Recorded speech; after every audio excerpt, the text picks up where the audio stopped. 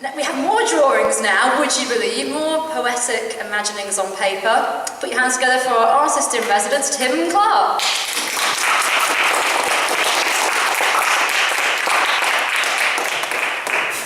It's nice to follow the draftsman with my own drawings. I will just show you a few drawings, but just to say this is my fourth literary festival. And the first one was just called Lyric Lounge. And when I drew people who had come up to stand up in front of a mic, and I could see them physically trembling. That deeply impressed me. Much more so than people who didn't tremble. And I'm trembling already. And that inspired me to try writing poetry myself. And so just from that little thing, that has been a big, rich vein started in my life. And I'm carrying on writing poetry. But before that, I've been drawing for about 40 years. And give me age away a bit there. So basically, all I've done is follow this wonderful festival, going to as many events as I can, and trying to draw. I don't usually ask for any cooperation from people. Obviously, I'm concentrating on people, because I like them to move. Obviously, if they move away, that's tricky. I can see you just came right up. Everybody can come right up if they want. There's an exhibition parallel to this called The Beautiful Script, and I went to the opening a few days ago, and went up to the first person I seemed likely to maybe contribute to the exhibition, and said, "Can I draw you?" And she thought she might have made one letter, a ceramic letter, and so she proceeded to let me go and draw her, questioning me throughout, was I an artist? And so she was in front of me, and her friend was to the side giving a running commentary. And eventually, I did this quite fast. And I showed her the drawing, and she took the book, and there was a gap of several big seconds.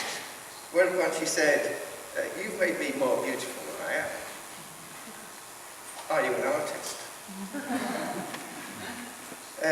These are some of the Cushy group who deeply impressed me for a similar reason, anything that can get you to... a person used the word touched recently, attending one of the events. So if you can get anything that will touch your inner workings and inspire you to have a go yourself, or even appreciate what they've done, works for me. These are these Cushy ladies, which means happy, doesn't it? Yeah. I think I remember in Only Fools and Horses there was a variation on that, wasn't there? Cushy. Yes. With big smiles as well. I'm always trying to do a smile when I can. Those two are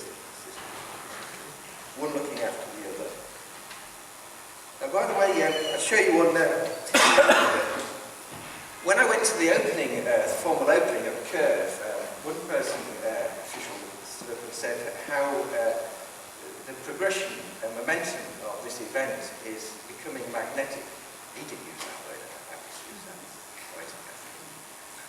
And attracting various people to make contributions. And one of them was Gorse Hill Farm.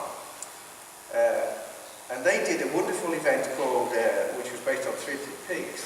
The families went and with their children to read the story together and then act out to build the three houses. Then a wolf became I didn't know there was a wolf there, but there was. An imaginary wolf. Trying to find.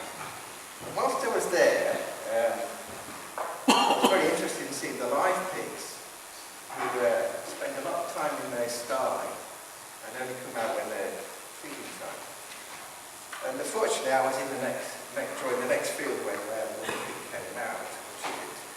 And I had intended to make quick sketches so that I could blow up the pig to make it a giant, say 100 or 150 feet tall, so that it would be standing above how far. And so this is what I did. the most popular drawing that I've done so far.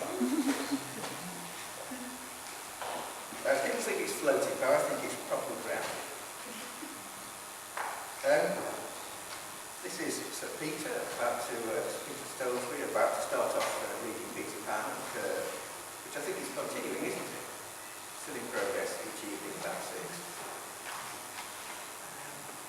This is one of there's several volunteers here. This is one called Jack. Staggering interesting person. I've nearly finished this book. It's easier to draw at that scale rather than twice that scale. So this is called A4, that's called A5. This morning, to start off the Nerd Lounge day, there was a Think and Knit just over there. So this is the Think and Knit group. Very busy, wasn't it? Very busy, very full, everyone. And another one of the Think and Knit group. Let's see some more, or do you want the next person? Focus your eyes, please. Focus your eyes. Oh yeah. Drawing now. It's inspired Mellow so much being a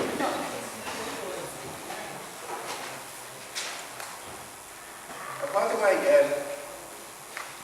drawings, if you concentrate, I know it involves concentration, but if you try and draw something as they look like, to me it will always go wrong.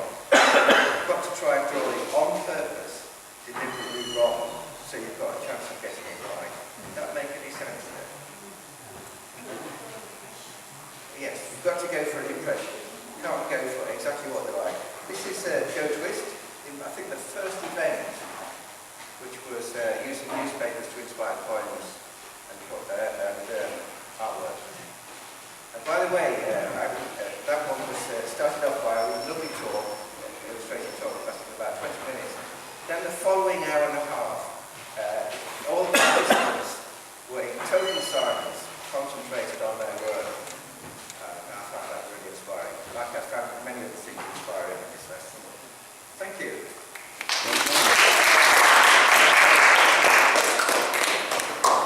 You see, at the Lyric Lounge, you just never know what you're going to get next. You see, drawing, philosophy, it's wonderful, isn't it? And Joe Twist, who Tim Clarke mentioned just there, had a picture of, is actually one of the artists involved with a book launch later this afternoon at 4:15.